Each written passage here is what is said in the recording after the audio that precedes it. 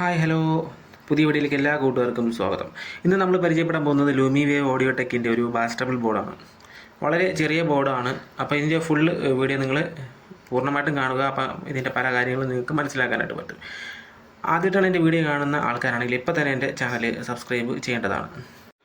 നല്ലൊരു ബാസ്റ്റബിൾ തന്നൊരു ബോർഡ് തന്നെയാണ് ഈ ഒരു ലൂമി വേവ് ഓഡിയോ ടെക്കിൻ്റെ ബാസ്റ്റബിൾ ബോർഡ്. ഫുൾ SMD ആണ്. എൻ്റെ ബാക്ക് സൈഡ് ഡബിൾ ലെയർ ആണ്. മുകൾ സൈഡിൽ ത്രൂ ഹോൾ കമ്പോണൻസ് വരുന്നുണ്ട്. എന്നാലും ബാക്കിൽ കൂടുതലായിട്ടും SMD കമ്പോണൻസ് ആണ് അവർ യൂസ് ചെയ്തിട്ടുള്ളത്. അപ്പോൾ അതുകൊണ്ട് തന്നെ അതിൻ്റെ ഒരു ക്വാളിറ്റി നമുക്ക് കിട്ടും. കാര്യം SMD കമ്പോണൻസ്, ചാത്തൻ കമ്പോണൻസ് അങ്ങനെ ഇറങ്ങാറില്ല. ഇറങ്ങുന്നതും കിട്ടുന്നതുമായിട്ടുള്ളതെല്ലാം തന്നെ നല്ല ക്വാളിറ്റി ഉള്ളതും ഒറിജിനലും തന്നെ ആയിരിക്കും. അപ്പോൾ അതുകൊണ്ട് തന്നെയാണ് അതിൻ്റെ ഒരു ക്വാളിറ്റി നമുക്ക് ഇതിൻ്റെ ഓഡിയോ ഔട്ട്പുട്ടിൽ കിട്ടുന്നുണ്ട്. ബാക്കിൽ ഫുൾ SMD കമ്പോണൻസ് ആണ് വരുന്നത്. TLS72ൻ്റെ 2 ഓപ്പൺ ബൈസ് ഇവിടെ യൂസ് ചെയ്തിട്ടുണ്ട്. അതും SMD തന്നെയാണ് വരുന്നത്. അപ്പോൾ അതുകൊണ്ട് തന്നെ ഇതിനകത്ത് SMD കമ്പോണൻസ് കൂടുതലും വരുന്നത് ഒറിജിനലും ക്വാളിറ്റി ഉള്ളതുമായിരിക്കും.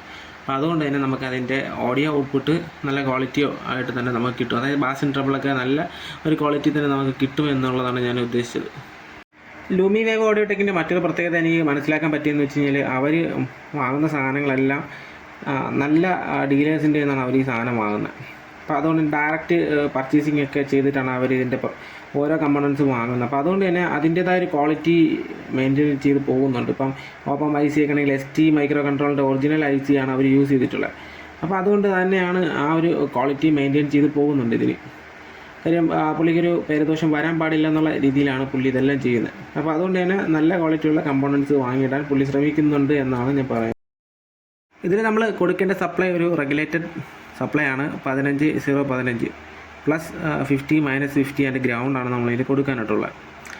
അപ്പോൾ അതുകൊണ്ട് തന്നെ ഈ ഒരു റെഗുലേറ്റ് ചെയ്ത ഒരു സപ്ലൈ നമ്മൾ കൊടുക്കണമെന്ന് പറയുന്നത്, നമ്മൾ റെഗുലേറ്റ് ചെയ്യാതെ കൊടുത്തു കഴിഞ്ഞാൽ അതിൽ ഉണ്ടാകുന്ന വോൾട്ടേജിലുണ്ടാകുന്ന ഒരു വേരിയേഷൻ ആ ഒരു സൗണ്ടിൻ്റെ ഔട്ട്പുട്ടിനെ ബാധിക്കാനുള്ളൊരു കാരണമാകുന്നു. കൂടാതെ തന്നെ ഈ ഒരു സർക്യൂട്ട് പ്രകാരം ഓപ്പൺ IC TLS72 ആണ് യൂസ് ചെയ്തിട്ടുള്ളത്. അപ്പോൾ അതിനകത്ത് സേഫ് ആയിട്ടുള്ള ഒരു വോൾട്ട് എന്ന് പറയുമ്പോൾ 15-0-15 തന്നെയാണ്.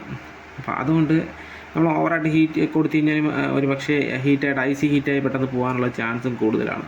അപ്പോൾ അതുകൊണ്ട് സേഫ് ഇത് തന്നെയാണ്. 15-0-15 കൊടുത്ത് നിങ്ങൾ വർക്ക് ചെയ്യാനായിട്ട് ശ്രമിക്കുക. ഓഡിയോ ഇൻപുട്ട് കൊടുക്കുന്നൊരു ഭാഗം ഇവിടെയാണ്. അപ്പം നിങ്ങൾക്ക് USB മോഡിയിൽ നിന്നോ റിമോട്ട് കിറ്റിൽ നിന്നൊക്കെ വരുന്ന ഓഡിയോ ഔട്ട്പുട്ട് നമുക്ക് ഈ ഒരു ഭാഗത്തേക്ക് കൊടുക്കാം എന്നുള്ളതാണ്. അതിൻ്റെ ഔട്ട്പുട്ട് മറു സൈഡിലാണ്. ഈ ഒരു ഭാഗത്തായിട്ടാണ് ഇതിൻ്റെ ഒരു ഓഡിയോ ഔട്ട്പുട്ട് വരുന്നത്. ലെഫ്റ്റ് റൈറ്റ് ഔട്ട്പുട്ട് വരുന്നു. നിങ്ങൾക്ക് ഇതിൻ്റെ ഔട്ട് നേരെ പവർ ആമ്പിലേക്കും കൊടുക്കാവുന്നതാണ്. വളരെ സിമ്പിളായിട്ടുള്ളൊരു ബോർഡാണ്. വളരെ ചെറിയ ബോർഡാണ്. നല്ല ക്വാളിറ്റിയുള്ളൊരു ഓഡിയോ ഔട്ട്പുട്ട് നമുക്ക് ഇതിൽ നിന്ന് എടുക്കാൻ പറ്റുന്നുണ്ട്. ഗെയിൻ അഡ്ജസ്റ്റ് ചെയ്യുന്നതിന് വേണ്ടി 2 പ്രീസെറ്റ് ഇവിടെ ആഡ് ചെയ്തിട്ടുണ്ട്. അപ്പോൾ നമുക്ക് ആ ഒരു പാട്ട് ഇപ്പം നമ്മൾ ഇതെല്ലാം കണക്ട് ചെയ്യുന്നു, പാട്ട് കേൾക്കുന്ന സമയത്ത് എന്തെങ്കിലും നിങ്ങൾക്ക് ഗെയിൻ കൂടുതലായിട്ട് തോന്നുന്നു എന്നുണ്ടെങ്കിൽ നിങ്ങൾക്ക് ആ ഒരു പ്രീസെറ്റ് അഡ്ജസ്റ്റ് ചെയ്ത് ഗെയിൻ കുറച്ച് എടുക്കാവുന്നതാണ്. നല്ലൊരു ഓപ്ഷനാണ്. ആ ഒരു ഗെയിൻ അവിടെ അഡ്ജസ്റ്റ്മെൻറ്റ് ചെയ്യാനായിട്ടൊരു ഓപ്ഷൻ കൊടുത്തത് എന്തായാലും നല്ലത് തന്നെയാണ്.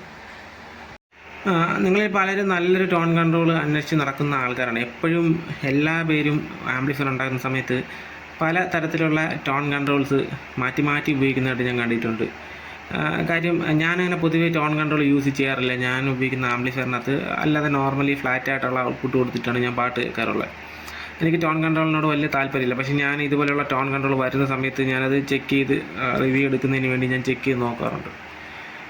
അപ്പോൾ ഈ ഒരു ടോൺ കൺട്രോൾ അത്യാവശ്യം നല്ല ഒരു ഓഡിയോ ഔട്ട്പുട്ട് തരുന്നതായിട്ട് എനിക്ക് മനസ്സിലാക്കാൻ പറ്റി. കാര്യം എന്ന് വെച്ചാൽ ഓരോ ആൾക്കാർ ഓരോ രീതിയാണ്. അതായത് ഒരു ബാസ്റ്റബിളിന് വേണ്ടി ഒരുപാട് ബാസ്റ്റബിൾ മാറ്റി അവസാനം ഒന്നിലേക്ക് എത്തുന്ന ഒരു പരീക്ഷണം നടത്തി ഒന്നിലേക്ക് തന്നെ ഉറപ്പിച്ച് നിൽക്കുന്ന ആൾക്കാരുണ്ട്. അപ്പോൾ അങ്ങനെയുള്ള ആൾക്കാർക്ക് ഈ ഒരു PCB അല്ലെങ്കിൽ ഒരു ടോൺ കൺട്രോൾ ഉറപ്പായിട്ട് ഉപകാരപ്പെടും. കാര്യം എന്ന് വെച്ച് കഴിഞ്ഞാൽ നല്ല ഒരു ഓഡിയോ നമുക്ക് ഇതിൽ നിന്ന് കിട്ടുന്നുണ്ട്. ഓരോ ആൾക്കാരുടെ ചെവിയുടെ ഇതാണ്. ഇപ്പോൾ ചിലപ്പോൾ എൻ്റെ ചെവിയുടെ ഇതുകൊണ്ടായിരിക്കാം. എന്നാലും എനിക്കിത് നല്ലതായിട്ട് തന്നെയാണ് തോന്നിയത്. ബാസ് ആൻഡ് ട്രബിളിന് വേണ്ടി 47Kയുടെ പൊട്ടൻഷ്യോമീറ്ററാണ് ഇവിടെ യൂസ് ചെയ്തിട്ടുള്ളത്.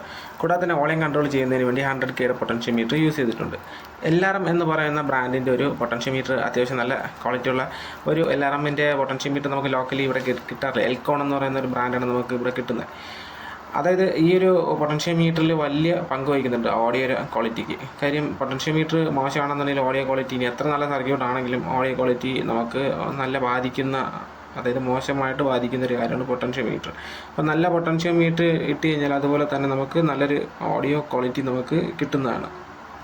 ഈ ഒരു പ്രോഡക്റ്റിൻ്റെ വില വിവരം ബാക്കിയുള്ള കാര്യങ്ങളൊക്കെ നിങ്ങൾക്ക് കൂടുതലായിട്ട് അറിയണമെന്നുണ്ടെങ്കിൽ ലൂമി വേവിൻ്റെ നമ്പർ ഞാൻ ഡിസ്ക്രിപ്ഷനിൽ കൊടുത്തിട്ടുണ്ടായിരിക്കും. നിങ്ങൾക്ക് ലൂമി വേവിനെ കോൺടാക്റ്റ് ചെയ്യാവുന്നതാണ്. പുള്ളി നിങ്ങൾക്ക് ഉള്ള സംശയങ്ങളെല്ലാം പറഞ്ഞു തരും. നിങ്ങൾക്കിത് ഓർഡർ കൊടുത്തു കഴിഞ്ഞാൽ പുള്ളി ഇത് നിങ്ങളുടെ കയ്യിലേക്ക് എത്തിക്കുകയും ചെയ്യും.